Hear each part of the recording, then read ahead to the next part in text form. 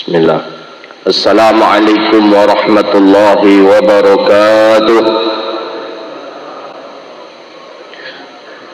Alhamdulillahilladzi nahmaduhu wa nasta'inuhu wa nastaghfiruh wa na'udzu billahi min shururi anfusina wa min sayyiati a'malina. May yahdihillahu fala mudilla lahu wa may yudlil fala hadiya lahu. Asyhadu an la ilaha illallah wahdahu la syarika lahu. وأشهد أن سيدنا ونبينا محمدا عبده ورسوله وصفيه من خلقه وحبيبه بلغ الرسالة وأدى الأمانة ونصح الأمة وكشف الله به الغمة وجاهد في سبيل الله حتى أتاه اليقين صلوات ربي وسلامه عليك يا سيدي يا رسول الله. اللهم صل على سيدنا محمد طب القلوب ودوائها وعافية الأبدان وشفائها ونور الأبصار وضيائها وقوة الأرواح وغذائها وعلى آله وأصحابه بعدد كل معلوم لك. اللهم بك أصبحنا وبك نحيا وبك نموت وإليك النشور. أصبحنا على فطرة الإسلام وعلى كلمة الإخلاص وعلى دين نبينا محمد صلى الله عليه وسلم. رضينا بالله ربا وبالإسلام دينا وبمحمد صلى الله عليه وسلم نبيا ورسولا. أما بعد. Kita memuji Allah dengan mengucapkan alhamdulillahi rabbil alamin. Dengan izin Allah kita bisa duduk di majlis dan di tempat yang mulia ini. Mudah-mudahan kita berdoa kepada Allah selama kita duduk di majlis ini, Allah ampuni dosa kita, Allah terima amal ibadah kita, Allah jauhkan kita dari bala dan wabak, amin ya rabbal alamin. Salawat dan salam ke Nabi yang agung, Nabi yang mulia, Sayyidina Rasulullah Muhammad sallallahu alaihi wasallam. Allahumma salli wa sallim ala Sayyidina Muhammadin wa ala alihi wa sahbihi ajma'in. Bapak Ibu yang dirahmati Allah subhanahu wa ta'ala, kita lanjutkan kajian kita kitab Riyadhus Shalihin min kalami Sayyidil Mursalin lil Imam Muhyiddin Syaraf Zakaria An-Nawawi rahimahullahu ta'ala. Qala bismillahirrahmanirrahim wa an Abi Sirwa'ah bikasri sin muhmalah Uqbah ibni Harithi radhiyallahu anhu annahu tazawwaja ibnata li Abi Ihab ibni Azizin فأتته امرأة فقالت إني قد أرضعت عقبة والتي قد تزوج بها فقال لها عقبة ما أعلم أنك أرضعتني ولا أخبرتني فركبا إلى رسول الله صلى الله عليه وسلم بالمدينة فسأله إلى آخر أحاديث. Hadis hari ini daripada Abi Sirwa'ah. Abi Sirwa'ah ini salah satu daripada nama sahabat yang jarang kita bahas. Nah, dalam minggu ini, dalam beberapa bulan ini kita membahas sahabat yang jarang dibahas. Sebelumnya namanya Wabisah. Wabisah itu pekan yang lalu, sahabat namanya Wabisah ibni Ma'bad. Sebelum Wabisah itu ada pula nama sahabat Nawas bin Sam'an. Nah, ini supaya jangan nanti kita kaget jumpa dengan orang-orang ini nanti di surga. Ya, sahabat Nabi sallallahu alaihi wasallam radhiyallahu anhu. Nanti orang-orang pada berkumpul di situ. Orang-orang berkumpul bersalaman dengan Nawas bin Sam'an. Ini lewat di doket awak, nak awak salaminya dah. Nah, kenapa kita tak salami? Jadi kata kita ke kawan, itu siapa tu kan? Antara dia nak you tahu dah kan? Tanya ke kawan cik lain, tak you tahu dah. Padahal sama-sama di surga. Tanya cik lain, itu siapa tu? Tu Nawas bin Sam'an. Siapa dia Nawas bin? Sahabat Rasulullah. Baru kita tahu, tapi orangnya sudah melewati kita. Nah, terpaksa pula lah kita ngajar. Tapi kalau dah tahu nama dari sekarang, Nawas bin Sam'an, Wabisah, Abi Sirwa'ah. Nah, langsung kita teringat, oh ini pernah kami meriwayatkan hadisnya ketika di dunia. InsyaAllah. Amin. Mudah-mudahan Allah kumpulkan kita di surga. Allah. Amin. Inda dzikri salihat tatanazzalu hurma rahmah. Apa katanya di dalam sebuah ungkapan itu, di mana disebut nama orang saleh maka dipastikan di tempat itu turunnya rahmat.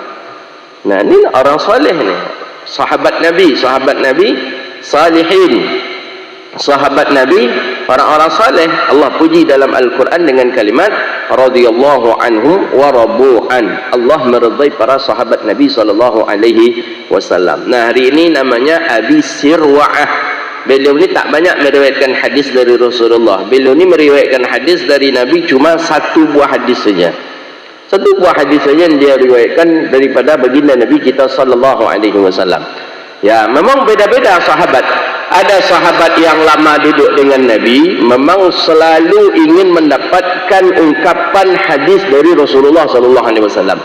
Ada sahabat yang lama hidup bersama Nabi tapi tidak banyak meriwayatkan hadis Nabi sallallahu alaihi wasallam, seperti Sayyidina Abu Bakar, Sayyidina Umar, Sayyidina Uthman, Sayyidina Ali. Ada sahabat baginda Nabi sallallahu alaihi wasallam yang cuma jumpa dengan Nabi itu mungkin 2 atau 3 kali, seperti Wabisah kemarin. Setelah dia Islam, balik ke kampungnya, ada masalah, balik ke Madinah, bertanya ke Rasulullah. Setelah itu Nabi pun sudah wafat dan Nabi sudah meninggal dunia. Cuma 2 riwayat hadis yang ia riwayatkan dari Nabi sallallahu alaihi wasallam. Dan begitu juga dengan Abi Sirwa'ah. Abi Sirwa'ah menurut ulama hadis ia cuma meriwayatkan hadis daripada baginda Nabi sallallahu alaihi wasallam cuma 1 hadis saja. Tidak ada lain daripada itu. Jadi maksud dia riwayatkan hadis, ia mendengar hadis dari Rasulullah sallallahu alaihi wasallam secara langsung cuma 1 buah hadis itu saja. Adapun hadis-hadis yang lain ia meriwayatkan tapi daripada sahabat baginda Nabi sallallahu alaihi wasallam. Maka ulama tidak menghukum hadis-hadis yang lain itu dia riwayatkan daripada Nabi sallallahu alaihi wasallam. Kalau kita analogikan, ada satu orang sahabat berjumpa dengan Nabi sallallahu alaihi wasallam. Satu riwayat yang ia riwayatkan langsung kepada Nabi. Kemudian ia pulang ke kampungnya. Kemudian di kampungnya ia berjumpa dengan orang-orang yang sudah senior lah, yang disebut dengan min kibaris sahabah. Kibaris sahabah itu para seniornya sahabat Nabi sallallahu alaihi wasallam. Ia mendengar hadis Nabi dari para senior ni, tapi tidak dari Nabi. Nah, yang dicatat oleh ulama hadis, saking telitinya ulama hadis tu, yang dicatat yang ia riwayatkan langsung dari Rasulullah cuma yang beliau langsung berjumpa dengan Nabi sallallahu alaihi wasallam. Tapi yang beliau berjumpa dengan sahabat-sahabat ni, hadis-hadis yang beliau riwayatkan dengan sahabat-sahabat ni tidak dimasukkan oleh ulama hadis yang ia riwayatkan, yang beliau riwayatkan daripada Nabi sallallahu alaihi wasallam. Apa tujuannya itu Bapak kira-kira? Tujuannya apa? Untuk menjaga kesahihan dan keaslian hadis. Karena kalau riwayat beliau yang dipakai, beliau orang yang ketiga nih, baginda Rasulullah, sahabat, baru beliau. Nah, nanti kalau riwayat beliau yang dipakai, ini riwayat yang di tengah-tengah yang sebelum daripada Nabi ini, khawatirnya hilang. Ya, namanya mungkin diputus oleh sejarah atau diputus namanya oleh orang-orang yang ingin mempalsukan hadis dan lain sebagainya. Itulah kemurnian hadis. Maka sampai hari ini adanya sanad itu, tujuan sanad itu untuk menjaga keaslian hadis Nabi sallallahu alaihi wasallam. Maka tidak bisa hari ini dipalsukan. Sudah ada hadis palsu dikumpulkan oleh Imam Suyuti dalam kitab Lalailul Masnu'at fi Ahaditsil Mawdu'at. Dipalsukan oleh siapa? Tengok lagi, ada Imam Ibnu Jauzi mengarang Al-Mawdu'at. Kemudian ada lagi dikarang oleh Imam Al-Iraqi, hadis-hadis tentang hadis-hadis palsu. Nah, tapi tengok dulu, jangan kita jumpa hadis tu kemudian dikomentari hadis tu palsu, kemudian kita ikut pula mengomentari hadis tu palsu, jangan. Ini marak pula sebelum Ramadan, saya perhatikan ada kajian hadis-hadis palsu dalam Ramadan, judulnya itu. Penceramahnya saya tengok orang yang mohon maaf, bukan peneliti hadis. Jadi kalau yang memberikan materi itu seorang peneliti hadis, oke-oke saja. Ini bukan peneliti hadis. Jangankan untuk meneliti hadis, membaca kitab hadis saja dia tak pandai. Dengan modal Google, dengan modal buku ada buku pintar berceramah, buku pintar public speaking apa. Nah, ini hati-hati. Ada beberapa masjid di Pekanbaru yang judul kajiannya sebelum Ramadan, hadis-hadis palsu seputar Ramadan. Ada juga judul kajiannya itu hadis-hadis bermasalah seputar Ramadan. Nah, ada dapat saya video ya, ada dapat saya dari jemaah, dikirimkan oleh jemaah. Nah, tanda buktinya, makanya jangan gegabah untuk menghukum hadis. hadis yang ia katakan palsu itu ternyata di ulama hadis pun itu menjadi khilaf. Maka apabila sebuah hadis itu menjadi perselisihan ulama hadis, berarti itu belum dipastikan hadis itu hadis palsu. Maka hati-hati kita. Bukti saja contoh antara Syekh Albani dengan Imam Suyuti itu banyak perbedaan. Antara Imam Ibnu Jauzi dengan Imam Suyuti itu juga banyak perbedaan. Imam Ibnu Jauzi, Imam Al-Jauzi ya, dalam kitab Al-Mawdu'at memaudhu'kan, maudhu' itu sampai ke derajat palsu, Pak. Hati-hati. Palsu. Siapa yang meriwayatkan hadis palsu haram, mengamalkan hadis palsu haram. Siapa yang dia meyakini hadis palsu itu dari Nabi haram. Maka hati-hati kita, jangan cepat-cepat kita mengklaim oh hadis maudhu', oh hadis Imam. Bukti contoh dalam Al-Mawdu'at itu dikatakan hadis tentang salat sunat tasbih itu hadisnya hadis maudhu', hadis palsu. Imam Suyuti meneliti hadis itu lagi, itu beliau nukilkan dalam kitab Lalailul Masnu'at fi Ahaditsil Maudhu'at. Hadis yang tadi dikatakan maudhu' ternyata dalam satu qaul, dalam satu riwayat hadis tadi itu menjadi hadis sahih, bahkan ada hadis hasan dan bahkan sampai kepada hadis sahih. Kemudian setelah itu Imam Al-Iraqi menjelaskan lagi lebih detail tentang kedudukan hadis yang di awal dibahas tadi. Nah, sama halnya dengan hadis-hadis yang bermasalah di seputar Ramadan. Hati-hati dulu, kita teliti dulu. Ini pendapat siapa yang mengatakan hadis ini maudhu'? Tengok pula pendapat ulama hadis yang lain bagaimana. Jika seandainya sudah sepakat para ulama hadis tentang kedudukan hadis, silahkan saja. Tapi kalau masih ada khilafiyah di antara ulama hadis tentang hukum hadis itu, jangan kita gegabah mengatakan hadis itu hadis palsu. Nah, bahaya nanti.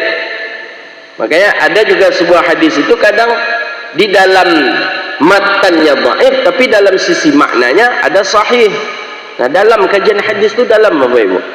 Nah, ini dengan semangatnya mengatakan ini hadis maudhu', ini hadis maudhu', ini jangan percaya, ini jangan percaya, ini jangan percaya. Hampir semua hadis tentang Ramadan dikategorikannya hadis maudhu'. Kan kacau jadi itu. Aturannya jamaah ni semangat dalam ibadah, tapi karena menengok ni hadisnya hadis maudhu', jadi tak semangat lagi dalam ibadah. Bahkan hadis itu bukan hadis maudhu', karena hadis itu hadis dhaif. Kalau hadis maudhu' jelas tak boleh kita amalkan, Pak. Tapi kalau hadis itu masih dalam posisi hadis dhaif, itu sepakat ulama bahwa boleh beramal dengan hadis dhaif untuk fadail amal, supaya agak lebih semangat dalam beramal, supaya lebih lebih girang dalam beramal. Nah, boleh beramal dengan hadis dhaif, itu sudah disepakati oleh para ulama. Tapi kalau hadis maudhu', ya enggaklah, itu kan hadis palsu. Mana boleh kita beramal dengan hadis palsu? Tak boleh. Nah, ingin lihat apa saja hadis palsu, tengok dalam kitab Al-Mawdu'at, dalam kitab Lalailul Masnu'at fi Ahaditsil Mawdu'at, ditulis oleh Imam As-Suyuti, ditulis oleh Imam Al-Iraqi juga. Nah, jadi beliau ni cuma satu hadis saja yang beliau riwayatkan dari baginda Nabi SAW. Ada juga kadang ulama hadis menilai sosok sahabat ni. Ini sahabat ni seperti apa? Pelupakah? Ini sahabat ni jumpa dengan Rasulullah sudah sepuh kah? Kadang kalau sepuh, kadang dia lupa. Kadang dengan waktu pun dia tak tahu. Maka sahabat kadang tidak memasukkan kepada periwayat hadis Nabi SAW. Nah, Uqbah ibn Harith radhiyallahu anhu, beliau ni asli penduduk Makki. Makki itu Hijaz. Hijaz ni Makkah dulu disebut dengan Hijaz. Hijaz itu daerah Makkah. Nah, maka ada doa Nabi SAW, Allahumma barik fi Syamina wa Yamanina, Allahumma barik fi Syamina wa Yamanina. Ya Allah, berkahi Syam, ya Allah, berkahilah Yaman, ya Allah. 3 kali diulang-ulang doa oleh Nabi. Allahumma barik fi Syamina wa Yamanina, ya Allah, berkahilah Syam dan berkahi Yaman, ya Allah. Jadi ada yang bertanya, Hijaz ya Rasulullah, Najdi, ada yang mengatakan Najdi bagaimana? Najdi Hijaz. Tidak, kata Nabi. ya, Nabi tidak mendoakan Najdi atau Hijaz untuk mendapatkan sebuah keberkahan itu. Ya, ada yang mengatakan Najdi di sana. Ya, kenapa? Ya, karena timbulnya fitnah. Fitnah di sana diantaranya sering terjadi gempa. Kemudian fitnah di sana juga lahir nabi palsu yang bernama Musailamah Al-Kazzab. Nah, ditambah pula oleh ulama karena lahir di situ induk angkangnya Wahabi itu. Apa dia? Muhammad bin Abdul Wahab itu. Itu lahirnya di daerah Najdi. Makanya tidak, ya kata ulama kita, makanya tidak didoakan oleh Nabi karena sudah nampak dari daerah itu muncul fitnah. Fitnah Nabi palsu, kemudian fitnah dengan Muhammad bin Abdul Wahab. Qala annahu tazawwaja ibnata li Abi Ihab ibni Aziz. Jadi beliau ni asli penduduk Makkah. Nah, cuma satu hadis yang beliau riwayatkan daripada baginda Nabi kita sallallahu alaihi wasallam. Annahu tazawwaja ibnatan li Abi Ihab ibni Aziz, bahwa sesungguhnya Uqbah bin Harith ini menikah dengan seorang perempuan daripada perempuan, anak daripada perempuan ibni Abi Ihab ibni Aziz. Kemudian fa'atathul mar'atu. Ini tentang syubhat kajian kita kan, judulnya meninggalkan syubhat dan perkara yang dibenci. Itu judul kajian kita dulu. Nah, setelah dia nikahi perempuan, anak perempuan dari Abi Ihab ini, datanglah seorang perempuan kepada Uqbah ibni Harith. Faqalat, apa kata perempuan itu? Inni qad arda'tu Uqbah wallati qad tazawwaja biha. Jadi kata perempuan ini, aku ni telah menyusui Uqbah dan istrinya si Uqbah. Jadi maksudnya perempuan yang dinikahinya pun itu disusui oleh seorang perempuan. Jadi ada seorang ibu-ibu datang, kata ibu-ibu no, waang jebiniang dan menyusui petangga, katanya. Kau lah menikah kau. Tiba ibu-ibu mengatakan, engkau berdua ni aku yang menyusukan kalian, katanya. Faqala laha Uqbah. Ya, Uqbah masih belum percaya. Apa kata Uqbah? Ma'alamu annaki arda'tini wala akhbartini. Kenapa engkau tidak memberi aku bahwa engkau menyusui aku? Kenapa engkau tidak menceritakan kepada aku sebelumnya bahwa engkau telah menyusui aku dengan istriku? Tapi macam mana? Ini sudah nikah. Akhirnya faraqiba ila Rasulillah sallallahu alaihi wasallam. Ini hidup di zaman sahabat. Ini hidup di zaman Rasulullah, Pak, nikmat betul hidup di zaman baginda Nabi. Langsung sahabat berangkat dari Mekah. Bayangkan, untuk perkara itu Mekah, Madinah jauh, Pak. Perjalanan normal itu 7 hari. Perjalanan normal. Perjalanan jalan yang biasa diikuti. Maka Nabi SAW hijrah Makkah Madinah bukan lewat normal, makanya lebih dari 7 hari. Baginda Rasulullah SAW ada mengatakan sampai 14 hari, 13 hari, 14 hari. Tapi yang normalnya 7 hari. Kita hari ini normal 5 jam, 7 jam Makkah Madinah. Berangkat Uqbah ibni Haris ke Madinah, karena Nabi di Madinah, untuk menanyakan perkara itu. Bagaimana nih? Diceraikan saja nih istri ini atau tetap dipakai? Bagaimana dengan perempuan nih? Perempuan ini betul tak nih? Perempuan ini sehat atau tidak? Apakah boleh saja kalau ada perempuan yang datang menjadi saksi bahwa kita anak susuannya, boleh diterima langsung atau tidak? Ini berkaitan dengan fikihnya nanti ini. Tapi ini tentang syubhat tadi, Pak. Saking sahabat Nabi itu takut dengan perkara syubhat, rela berjalan melakukan safar Makkah ke Madinah jauh untuk menanyakan satu pertanyaan saja. Begitu sahabat Nabi SAW tidak ingin berbuat haram, tidak ingin berbuat syubhat. Nah, begitu sahabat Rasulullah SAW. Ya, kalau tiba tapek-tapek dia awak go, yintai indah amak go nyawak kan, itu nyawak lah kan.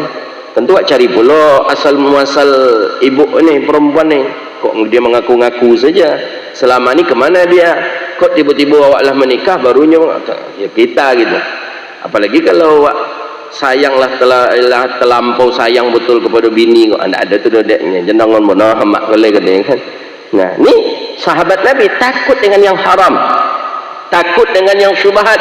datang kepada baginda Nabi, berangkat dari Makkah menuju Madinatul Munawwarah. Faqala Rasulullah sallallahu alaihi wasallam, maka sampai di Madinah, Uqbah ibni Harith berjumpa dengan Nabi sallallahu alaihi wasallam. Fasa'alahu faqala Rasulullah sallallahu alaihi wasallam, ya, disampaikan oleh Uqbah, ya Rasulullah, aku menikah dengan putrinya Abi Ihab, tapi ada seorang perempuan yang datang kepadaku bahwa aku dan istriku ini adalah satu susuan. Dia yang menyusui kami, ya Rasulullah. Apa jawaban Nabi sallallahu alaihi wasallam? Kaifa waqad kil? Bagaimana dengan perkataan kil? Kil itu perkataan yang dianggap perkataan lemah lah, kila. Jadi kalau ada dalam fikih, dalam hadis, itu pendapat qila katanya. Kalau ada kalimat qaf, ialah qila, itu pendapat lemah. Bagaimana? Ya, dengan adanya pendapat, dengan adanya ungkapan-ungkapan yang seperti itu, jadi bagaimana denganmu? Bagaimana? Ya, kata baginda Nabi sallallahu alaihi wasallam, ya kalau begitu kata Nabi, innakuma ikhwan minar ridha'ah. Kalau begitu kalian ini saudara sesusuan, kata Rasulullah sallallahu alaihi wasallam. Maka fafaraqaha, diceraikan perempuan tadi oleh si Uqbah. Kemudian perempuan itu wanakahat zaujan ghairahu, kemudian perempuan itu menikah dengan laki-laki selain daripada si Uqbah ini. Itu hadis. Jadi setelah mengadu ke Rasulullah, jadi kata Nabi, ya bagaimana kalau begitu kalian ini kan saudara sesusuan, seridha. Nah, diceraikan perempuan itu oleh Uqbah, dan perempuan pun menikah dengan laki-laki yang lain. Ini sahabat pertama. Ini hikmah daripada hadis ini. Pertama, sahabat ini ingin memastikan bahwa yang ia lakukan itu adalah perkara halal. Maka segala perkara syubhat tinggalkan. Kan ragu itu Pak, syubhat, ragu. Maka sesuatu yang ragu lebih elok untuk kita jauhi. Ragu kita, ini duit ini kita duit halal entah tidak, lebih baik kita jauhi saja. Ragu kita, ini betul enggak nih, ini halal enggak atau tidak nih pendapatan kita nih, gaji kita yang sekarang ini halal enggak, ragu kita tentang kehalalannya, elok kita tinggalkan saja. Begitu para sahabat Nabi menjaga kesucian daripada sesuatu yang masuk ke dalam perutnya. Begitu juga dengan anak-anak dan keluarganya. Ya, para sahabat Nabi dulu orang-orang soleh Pak, menengok kualitas ibadahnya itu kepada makanannya. Kalau dia malas tahajud malam hari, berat rasanya bangun di malam hari, itu dia introspeksi makanan. Apa makanan yang saya makan kemarin? Apa makanan yang masuk ke dalam perut saya? Begitu dia. Ya, kita makanan yang kita ingat tuh kalau sakit perut baru ingat ke makanan. Menceret Pak kan, baru ingat apa rasa dimakan petang ya. Bukan karena malas tahajud Pak. Bukan malas datang solat berjamaah ke masjid, bukan malas duduk di majelis ilmu kita ingat makanan, enggak. Tapi ketika ada masalah di perut, baru kita ingat kepada makanan. Memang beda kita dengan para salafun salih dahulunya. Dua, hadis ini menunjukkan bahwa saksi atau tidak ada saksi, pengakuan daripada seorang perempuan yang dipandang uruf, maka itu boleh diterima. Jadi saksi ridha itu dalam mazhab kita memang disebutkan bahwa mesti harus ada sebenarnya saksi bahwa ibu itu betul-betul menyusui dua orang anak nih. Jadi ibu tadi mengaku, mestinya ibu ini bawa saksi pula. Tapi di sebagian pendapat kaul mazhab mengatakan tidak perlu dengan persaksian jika seorang perempuan itu sudah mengatakan bahwa ia pernah menyusui daripada seseorang. Jadi tidak perlu lagi perempuan ni, oh ya saksi, engkau saksi kan, engkau saksi, engkau saksi. Tidak, cukup dia saja mengatakan, iya kalian pernah aku susui, sah persaksian itu. Beda kalau saksi zina 4 orang. Ya, saksi zina 4 orang, kurang daripada itu tak boleh. Nah, tapi saksi daripada menyusui ini tak perlu ternyata. Cukup dengan apabila seorang perempuan mengatakan, engkau pernah aku susui, maka itu sudah sah terhadap susuannya. Nah, kemudian hadis ini juga menjadi dalil yang ketiga bahwa saudara sesusuan itu tak boleh menikah. Makanya dalam Islam tu haram nikah tu kan tiga. Ada disebabkan nasab, ada disebabkan ridha menyusui, ada disebabkan musaharah. Musaharah ni pak menantu dengan mertua itu tak boleh sampai kapanpun. Ya, apa ya? Musaharah besan, ya. Musaharah disebabkan karena kita menikahi daripada adanya sebab pernikahan, itu disebut dengan musaharah, menantu dengan menantu dengan mertua, itu tak boleh, ya. Dan ada nasab tu nasab sementara, ada mahram tu mahram sementara. Pernah Bapak Ibu dengar mahram sementara? Siapa mahram sementara? Saudara kakak beradik daripada istri atau suami kita. Mahramnya sementara. Maksud sementara, ketika tidak ada lagi istri kita, maka boleh kita menikah dengan adiknya. Ketika tak ada lagi suami kita, dalam arti kata mungkin meninggal atau bercerai, maka boleh kita menikah dengan adik suami kita. Maka itu yang disebut dengan mahram sementara. Nah, mahram sementara ini tidak berlaku seperti mahram-mahram yang lainnya. Makanya kalau kita dengan ipar itu tak boleh buka aurat. Mahramnya sementara cuma. Jadi tak boleh kita nampak ibu-ibu, nampak rambutnya oleh adik suaminya, tak boleh. Atau nampak auratnya oleh abang suami, tak boleh. Kita macam tu juga, lagi-lagi nampak aurat kita oleh adik isteri kita, tak boleh.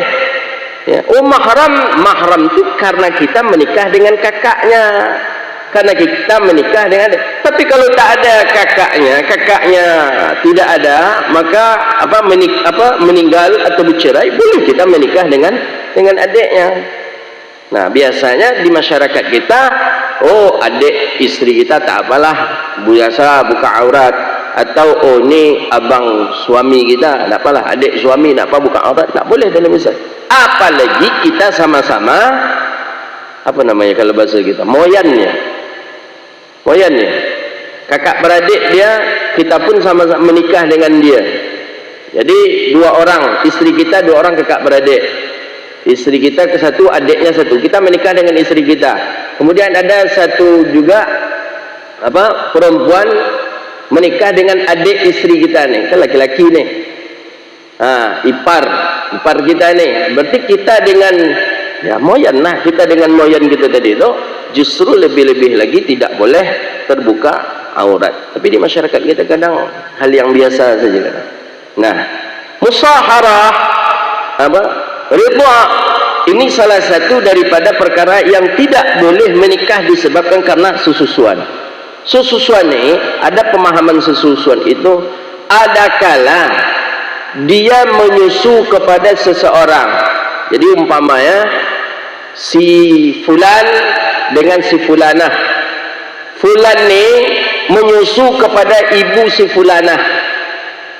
Nah, maka si fulanah kakak beradik ni tak boleh menikah dengan si fulan. Atau sebaliknya, si fulanah menikah dengan si fulanah menyusu kepada ibu si fulan. Maka si fulan ni kakak beradik tak boleh menikah dengan si fulanah. Atau si fulan dengan si fulanah menyusu kepada ibu yang lain, maka juga dia tak boleh menikah. Itu tiga permasalahannya di sana. Karena orang kita biasa saja dianggap perkara biasa dengan ridha ni. Padahal dalam hadis dikatakan, dalam Quran juga disebutkan si fulanah menyusu kepada ibu si fulan. Berarti kakak beradik ni tak boleh nikah dengan si fulanah. Si fulan menyusu kepada ibunya si fulana kakak beradik ini tak boleh nikah dengan si fulan. Itu namanya saudara sesusuan. Tapi berlakunya hukum saudara sesusuan ini bi thalathati syara'id. Ada 3 syaratnya, Pak. Bukan berarti ketika ia pernah menyusu dengan seorang perempuan ia langsung dicap sebagai saudara sesusuan. Tidak, ada 3 syaratnya. Syarat yang 3 itu, pertama, bahwa menyusui itu tidak di atas usia 2 tahun. Jadi menyusui itu usianya 2 tahun. 2 tahun itu dihitung dengan miladiyah hijriyah, dihitung dengan tahun hijriyah. Jadi di bawah 2 tahun hijriyah dia menyusu kepada seorang perempuan, maka itu disebut dengan ibu susuan. Tapi itu syarat pertama baru itu. Tapi kalau sudah di atas 2 tahun anak ini menyusu kepada seorang ibu, maka itu tidak disebut dengan ibu susuan. Makanya bapak kalau menyusu kamak saja itu, ya awak tidak sesusuan wak anak waktu itu. Kan ada pertanyaan itu, bagaimana dengan seorang laki-laki yang menyusui dia dengan istrinya, berarti dia saudara sesusuan dengan anaknya? Kan pertanyaan-pertanyaan bongak namanya. Iku apa kau lah basungui lah bajanggit yang menyusu, ya kan saudara sesusuan pula. Tapi syaratnya tadi itu apa? Ketika belum sampai 2 tahun, itu syarat pertama. Kalau sudah di atas 2 tahun itu tidak disebut saudara sesusuan lagi. Nak 3 tahun kah usianya, 4 tahun kah? Nah begitu syariat kita, Pak. Memang usia menyusui itu 2 tahun itulah, Pak. Nah, disebut dalam Quran kan begitu. Wal walidatu yurdi'na auladahunna haulaini kamilain liman arada ayyutimma ar-radha. Dalam Quran disebutkan 2 tahun. 2 tahun itu sempurna. Makanya kita menyusui anak itu memang 2 tahun sempurna. Jangan kurang, jangan lebih. Kata orang kampung kita, kalaulah di atas 2 tahun itu biasa air itulah menjadi racun katanya. Tidak tahu kita, wallahu a'lam. Cuma kalau dokter bilang kalau seorang perempuan itu sudah hamil pula, maka air ASI tadi tak bagus lagi untuk dikonsumsi oleh anak dia. Tapi patokan dalam syariat kita 2 tahun. Di bawah 2 tahun, nah itu masih disebut dengan ibu dengan anak susuan. Itu pertama, syarat pertama. Nah, gitu. Ya, dalam Islam memang ASI itu penting dalam Islam. Yang lebih diutamakan ASI dalam Islam dibandingkan dengan susu formula yang lain. Maka heran juga kita kadang menengok perempuan lebih mengutamakan bodinya, lebih mengutamakan penampilannya, lebih mengutamakan kecantikannya dibandingkan dengan mendapatkan sebuah pahala besar, dibandingkan dengan anak-anaknya akan menjadi anak yang tidak baik. Ya, ASI itu kan luar biasa, masya Allah. Dalam syariat kita, dalam kajian kita, ASI itu memang suplemen yang paling baik, vitamin yang paling bagus, makanan yang tinggi gizinya untuk si bayi. Nah, ada seorang ibu yang tak mau menyusui anak. Nah, dia bela dengan susu formula dan lain sebagainya. Nah, cari tak bisa ikut, cari susu kambing. Nak ada susu kambing, cari susu sapi. Jadi tak, padahal dia punya. Jadi keluar sebenarnya bahasa kasar kita, amak-amak yang macam itu sama aja amak-amak sapis mental namanya. Itu bahasa kasar kita. Sapis mental itu kan untuk digemukkan, Pak. Setelah digemukkan, perbagus bodinya, sapis mental tadi itu dijual dengan harga mahal. Nah, ada perempuan yang dia lebih mengutamakan kecantikannya dibandingkan untuk anaknya. Ya, ini di luar orang yang tak bisa menyusui, itu lain babnya. Memang tak ada putih susunya, tak bisa ibu ini menyusui anaknya, itu lain. Tapi bagi perempuan yang dia punya kesempatan untuk mendapatkan sebuah pahala ampunan dosa daripada Allah, dengan ia menyusui anaknya, berapa dosanya diampuni oleh Allah. Dengan dia menyusui anaknya, berapa pula pahala yang Allah catatkan untuknya, kesehatan untuk anaknya. Ternyata ada orang yang tidak menginginkan itu rupanya. Dia lebih ingin mempercantik wajahnya, mengkinclongkan wajahnya, kemudian memperbagus bodinya dan lain sebagainya. Nah, hati-hati. Yang belum menikah, cari istri yang betul-betul mau menyusui anak kita. Jangan ya ketika melahirkan, dah lahir disuruh minum langsung susu formula, jangan. Dokter saja itu menganjurkan untuk minum untuk ASI. Ada dokter menganjurkan pertama kali dengan ASI. Tidak ada, walaupun dokter itu kadang mempromosikan susu formula kepada kita, tapi tetap yang diutamakannya itu adalah ASI. Nah, beruntunglah ibu-ibu yang menyusui anaknya dengan ASI, beruntunglah perempuan di dunia ini mendapatkan ampunan doa daripada malaikat, doa daripada orang-orang saleh terhadap ibu-ibu yang baik, ibu-ibu yang menyusui anaknya. Nah, syarat yang kedua baru disebut dengan ridha, disebut dengan saudara sepupu, saudara sesusu. Yang kedua itu bahwa menyusuinya itu sampai 5 kali, dan 5 kali itu dalam keadaan kenyang. Kalau 3 kali, kalau 2 kali saja baru menyusui itu belum disebut dengan saudara sesusuan. Ya, apalagi kita di kampung-kampung kan biasa. Lama menangi anaknya, amaknya mungkin pergi ke pasar, amaknya pergi ke pasar, anak ni lama menangis. Biasa kalau di kampung-kampung tetangga gitu datang loh, cara dia susuan lah katanya, apa sini nih sayangnya di tadi nangilai bawa ini susuan. Sekali itu saja dia susui, apakah itu sudah termasuk saudara sesusuan? Belum. Syaratnya itu 5 kali, dan 5 kali itu kenyang. Kenyangnya itu apa tandanya? Si bayi ini melepaskan sendiri daripada bibirnya. Bayi itu melepaskan sendiri. Ya, imma dia tertidur ketika putih susu ibu susuannya tadi di mulutnya, karena kenyang ia tertidur, terlepas, dilepaskannya sendiri, itu dihitung 1 kali kenyang. Tapi kalau bahkan dalam fikih itu, saya masih ingat dulu waktu ngaji i'anah dengan masyaikh, itu ketika disusui oleh seorang ibu, tiba-tiba ibu terasuk rambutnya agak kusut, sisir agak jauh, diambil pakai kaki tak bisa. Akhirnya ibu ni diambil sisir tadi, tapi terlepas daripada mulut anak tadi, maka itu tidak dihitung. Jadi yang dihitung 1 kali itu adalah ketika anak yang melepaskan sendirinya daripada mulutnya disebabkan karena kenyang. Jadi 5 kali kenyang, Pak. 5 kali kenyang itu apakah dalam 1 hari itu? Enggak. Bukan dalam sehari itu anak tu menyusu dengan kita sampai 5 kali kenyang, enggak. Mungkin hari ini menyusu sekali kenyang. Mungkin minggu yang akan datang ibunya mungkin ke pasar lagi, terlambat pulang, kita ambil, kita susui 2 sampai kenyang, tertidur anak. Mungkin berikutnya dalam masa 2 tahun tadi pernah dia 5 kali paling sedikit hitungannya, paling sedikit hitungan 5 kali kenyang, maka itu sudah disebut dengan ibu susuan namanya.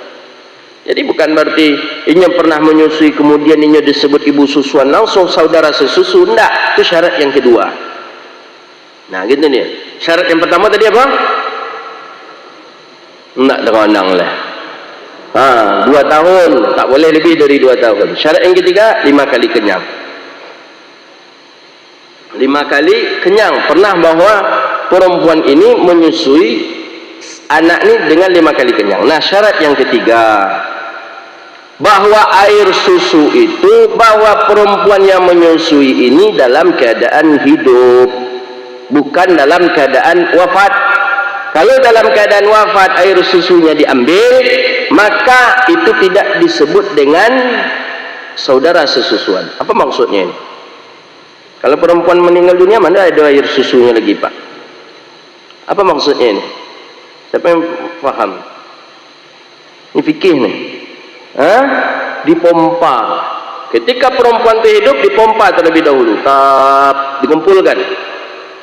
Di kita di Indonesia tidak ada bank susu, Pak. Luar negeri, apalagi negeri kafir, ada bank susu. Kafir lebih paham tentang ASI dibandingkan kita Muslim.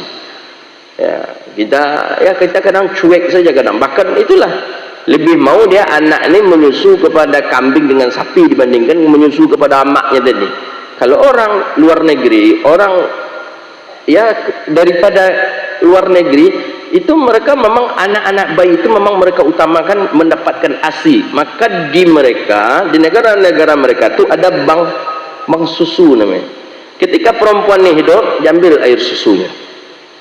Diambil air susunya banyak, dijual ke bank susu, kumpulkan di bank susu. Ya, dicatat. Ini nama ini, umur sekian, alamat itu. Yang punya susu nama ibu ini. Ya, ada di sana.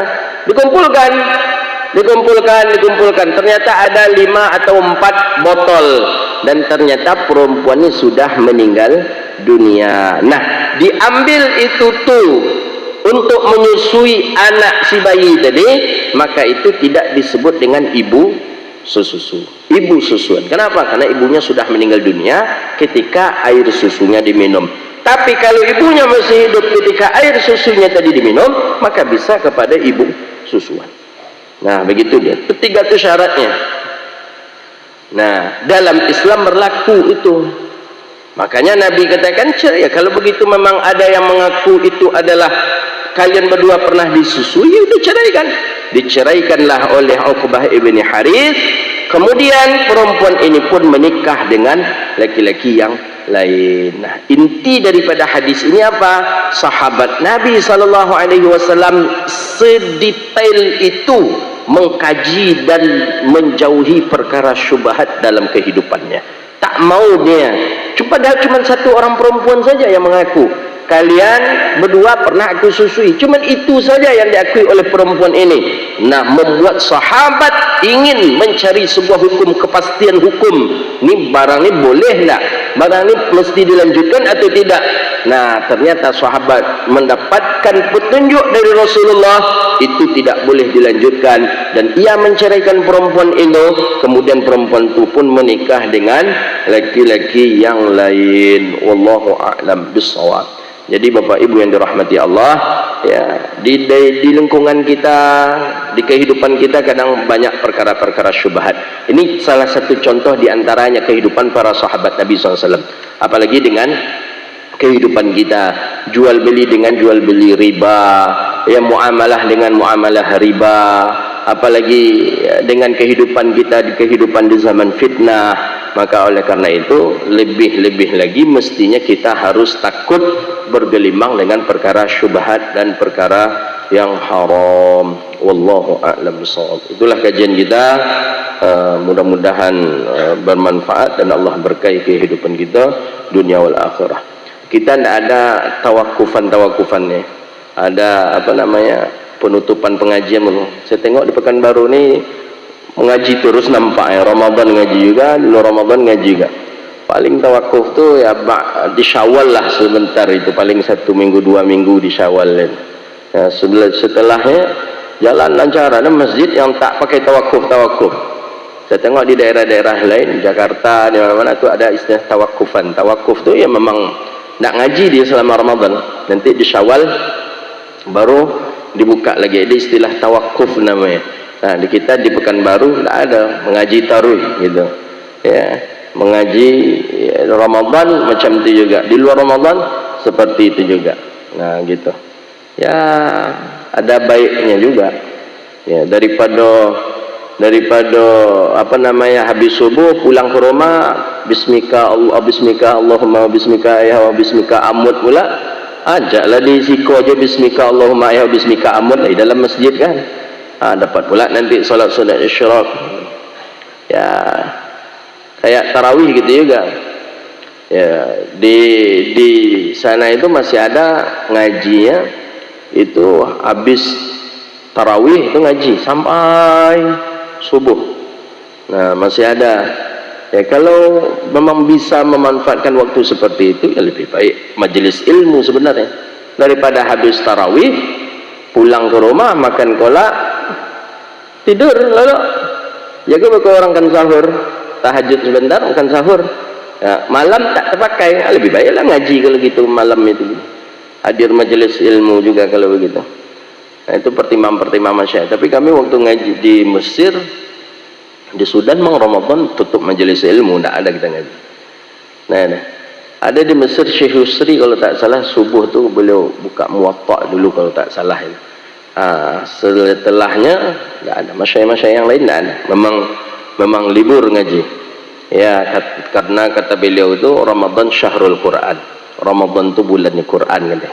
Jadi ngaji kita dengan Quran aja. Banyak baca Quran, khatam, baca lagi, khatam, baca lagi, khatam. Gitu. Lewat enggak di kita ada majelis subuh. Nanti biasanya Sabtu Ahad ada bulan duhanya lagi. Habis itu ada ngaji zuhur. Nanti ada lagi ngaji nak berbuka puasa. Habis itu ngaji tarawih. Habis itu ngaji bulan nanti qiyamul lail 10 terakhir Ramadan. Jadi sehingga ustadznya itu pun rasamu payah je nak mengkhatamkan Quran itu kalau macam tu jadwalnya. Payah nak mengkhatamkan Quran. Bila nak mengkhatamkan Quran? Habis ngaji subuh. Lah, ya otomatis balik pulang. Nah, matulah ngantuk pula. Nah, makanya kita santri tetap belajar di pesantren sampai tanggal 13 13 Maret insyaallah. Jadi ngajinya agak dikurangkan tapi baca Qur'annya lebih dibanyakkan. Jadi pelajaran-pelajaran itu yang mana yang penting kita pelajari, setelah itu dengan Qur'annya kita darskan. Nah, begitu dia. Insyaallah mudah-mudahan Allah sampaikan kita ke Ramadan, Allah sehatkan kita, Allah afiatkan kita, Allah kuatkan kita untuk berpuasa di bulan Ramadan. Ya, mudah-mudahan Allah terima segala amal ibadah kita dan Allah ampuni segala dosa kita, Allah maafkan segala khilaf kita insyaallah. Rabbana atina fid dunya hasanah wa fil akhirati hasanah wa qina adzabannar. Allahumma faqihna fid din wa 'allimna ta'wil wahdina ila siratikal mustaqim. Rabbana innana amanna faghfir lana dhunubana wa kaffir 'anna sayyi'atina wa tawaffana ma'al abrar. Allahumma 'allimna منه وما لم نعلم. اللهم أعز الإسلام والمسلمين. اللهم انصر المسلمين في كل مكان يا رب العالمين. اللهم بارك لنا في الرجب والشعبان وبلغنا رمضان. اللهم بلغنا رمضان. ربنا آتنا في الدنيا حسنة وفي الآخرة حسنة وقنا عذاب النار. اللهم اختم لنا يا الله بحسن الخاتمة ولا تختم علينا يا الله بسوء الخاتمة. وصلى الله على سيدنا محمد وعلى آله وصحبه أجمعين. سبحان ربك رب العزة عما يصفون والسلام على المرسلين والحمد لله رب العالمين. Demikian, terima kasih, mohon maaf salah dan khilaf. Memasuki bulan Ramadan, kita sama-sama sucikan hati, sucikan jiwa, sucikan pikiran. Mana ada di antara kita yang salah, yang khilaf dan salah pula dalam segala hal, tersalah atau tak tersalah, sengaja atau tak sengaja, minal a'idina wal fa'idin, al-afu minkum, mohon maaf, beribu-ribu maaf. Aqulu qawli hadha astaghfirullah li wa lakum. Wassalamualaikum warahmatullahi wabarakatuh.